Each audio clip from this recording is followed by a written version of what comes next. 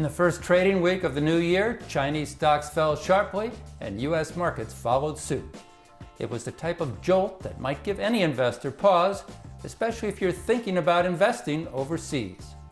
But China is the world's second largest economy, and Chief Investment Officer John Cole Scott of CEF Advisors notes that the U.S. proportion of the investing universe has declined over the years.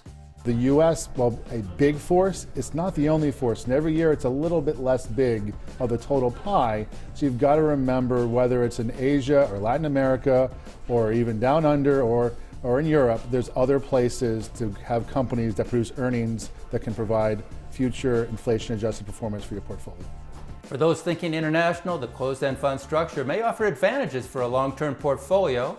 Whether the funds are country-specific, regional, or global, the closed format may be less subject to potential market pressures. It's really a great format because that fixed capitalization means there's never a redemption pressure at the fund level. So when people get worried about Greece or whatever happens next, there's no manager decision to sell a security. In fact, in the closed-end fund neighborhood, a lot of closed-end fund managers love buying positions from open-end fund managers who have been forced to redeem or sell shares to redeem their shareholders. And even these, so I would say that structure there is very, very good. The permanent capital allows them to make less liquid and longer-term decisions with an active management team that can make those calls on what companies they want to buy. So, looking beyond the U.S., what geographical areas look good?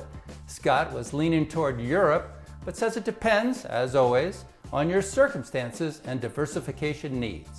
In Europe, I think that it's nice to have kind of a safer country like Switzerland and Germany. Again, it's going to be based on the age, the risk profile, the outlook, but picking different funds specifically from the countries as well as the regions and let that diversify out the outcome.